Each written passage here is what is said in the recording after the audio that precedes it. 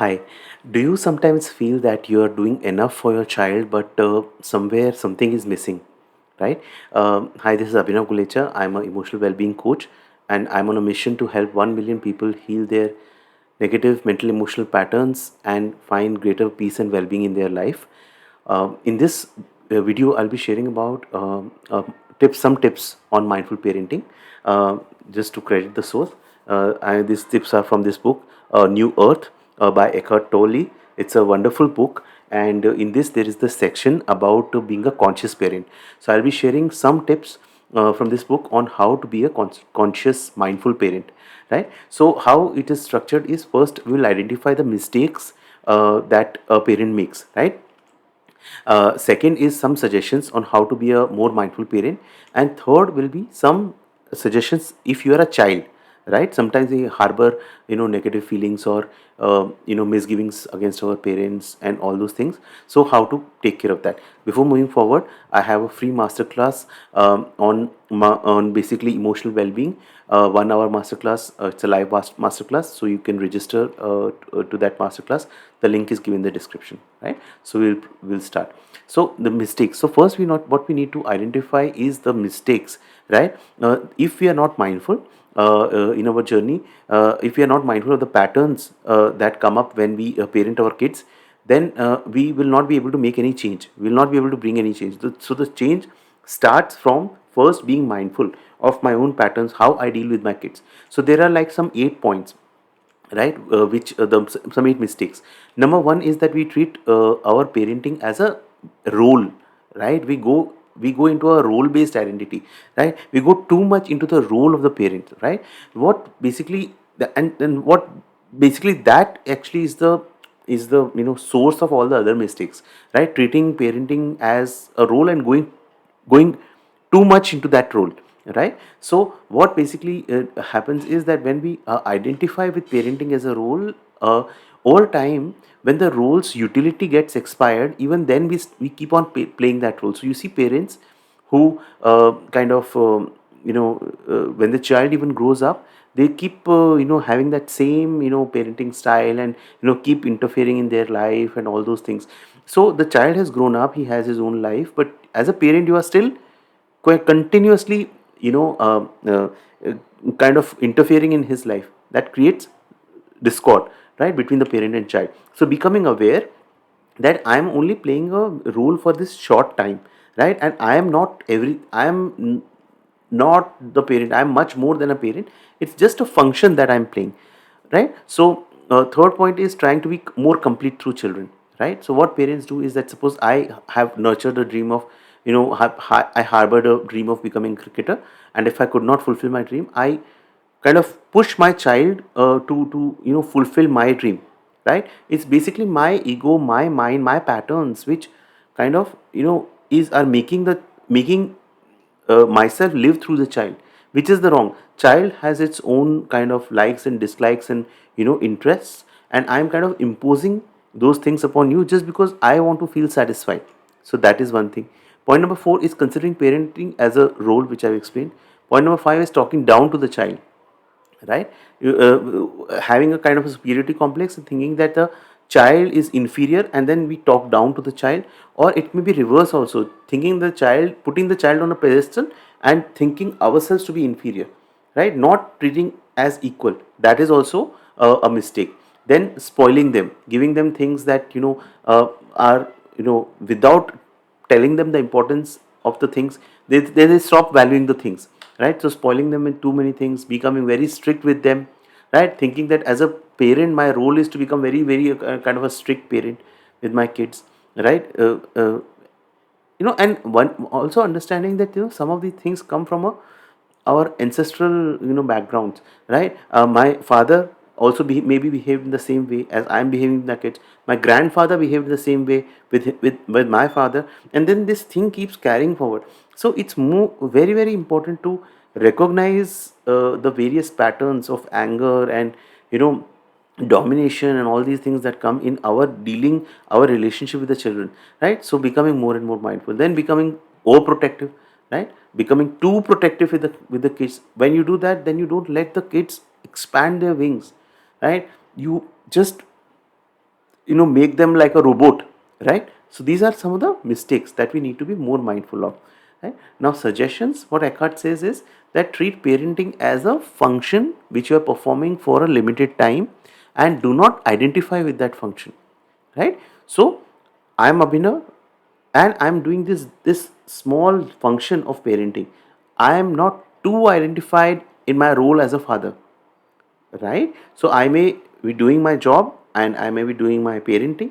So these are just functions that I'm playing. I don't get too much into that role, right? Now, second is giving the child a space, more and more space. Give your child more and more space, right? Because when you give space to the child will flourish. The child is like a flower. If you give space, then the child will get the opportunity to flourish. So try, think if you can, create more space. uh, Allow the child to voice their opinions, allow the child to learn from their mistakes, right? And be kind of a support rather than being micromanaging things, right? Be like kind of a support at the back end, like a coach, right? Allow the player to play his natural game and just be as a support in the back end, right? That kind of an approach we need to play.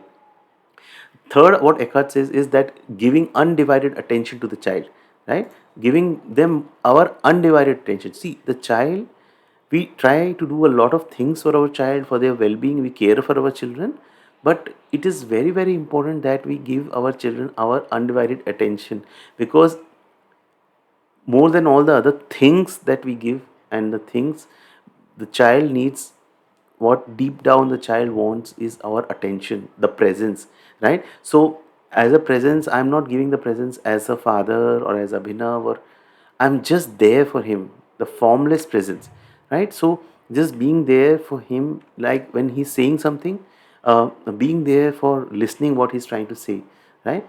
And being there for that space, creating that space for my child to share what he wants to share, right? So for example, like when my child comes from school, right? So there is certain things that he wants to share and certain things he want to vent out about his friends and everything. So rather than going in the advice mode or kind of stopping him from sharing anything, first as parent I will let him or her share whatever has gone through the day, and then I will give my some words of advice if he wants, if he or she wants. Right, nowadays children have become too smart. They are very smart. So what basically we need to do is just to give them a broad structure of values, right? A broad kind of a boundary, set a broad boundary for them, and then let them play within that boundary. And whenever they are kind of crossing their boundary, that particular boundary, then we need to kind of we need to have that kind of a very clear direct kind of a conversation that these are some boundaries that we don't want you to cross for your own well-being, right? But within that boundary, don't micromanage the child, right?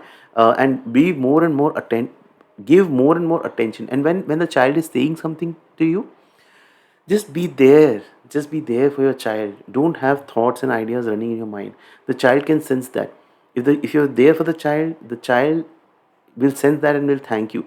And if you're always lost, no matter how much money you are making, no matter what status you have in the society, you have failed as a parent if you're not there present for your child, right? So be that. And then the more you expect the children to behave in a certain way, right? The fifth point is what Eckhart says is, do not expect the child to behave in a certain way. Why we do that? Because our own limited man patterns say that my child should behave in a certain way. There's a very good quote by Khalil Gibran in the Prophet, is that the child are not yours, they are just coming through you, right? They are like the gift of God to us, right? There's something like that. It is there that do not think that my child is my property. He should behave in my way.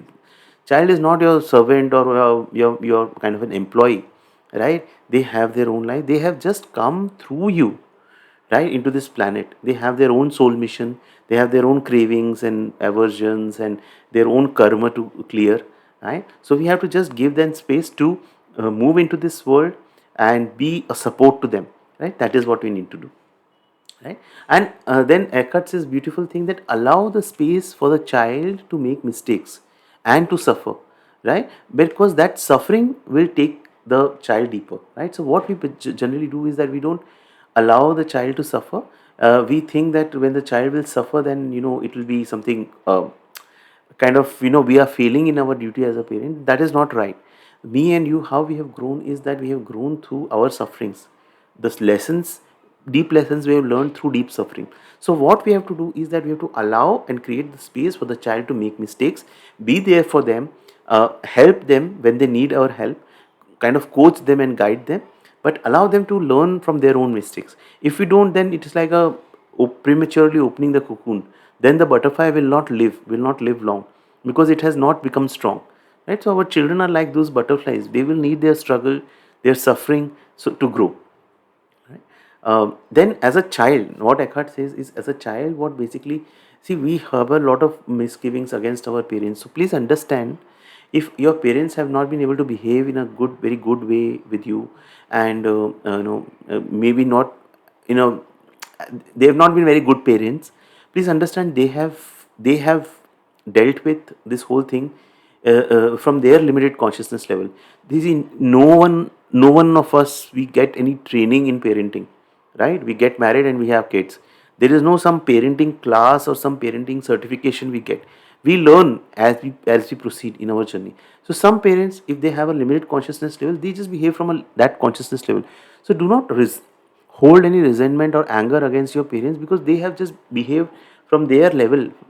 But think of it as an opportunity, that today the kind of, experience that you have got, you will not, even if you have got a bad experience, you will not, kind of you will not have that same experience with your kids. You will be a better parent. So take that as an opportunity to be a better parent, rather than holding resentment and, anger against your parents, right? That is one. Then Eckhart says, be aware of your habitual patterns. As a child, since we have been conditioned by, having our parents treating us in a certain way. So if you have been like conditioned with patterns like seeking approval for every small thing, or getting punished, see how it is manifesting in your life, in your adulthood also. Once you marry, and then see how these patterns maybe manifest in your marital life, or how these patterns manifest in your kind of work life. So pay more attention, be more mindful. Even if you become mindful and become aware of these patterns as they are manifesting, you can easily come out of those patterns. So through the regular practice of meditation and mindfulness, you will be able to be more mindful of these patterns, and able to look deeply into how you go into this patterns of seeking approval or seeking punishment for your actions, right? And also, last thing is that what Eckhart says, that be aware of this critical voice inside you, of your parent, stopping you from doing certain things, or not letting you pursue your dreams, right? So we stuck conditioning the ego and the mind patterns, that we are conditioned. Whenever we take a kind of a decision, our that inner critic speaks. So just be mindful of that inner critic, and allow that inner critic to just rest aside, and then, you'll be in a better position to pursue what you have chosen, right? So these are just some of the points. I hope they help you in some way. Do share your tips, your kind of knowledge, your insights, your questions in comments. I'll be personally replying to that. And if you have not yet subscribed to my free emotional well-being, healing and well-being masterclass, do subscribe to that. The link is there in the description. Thank you so much for watching this video. Thank you so much, and God bless you. Thank you. Bye.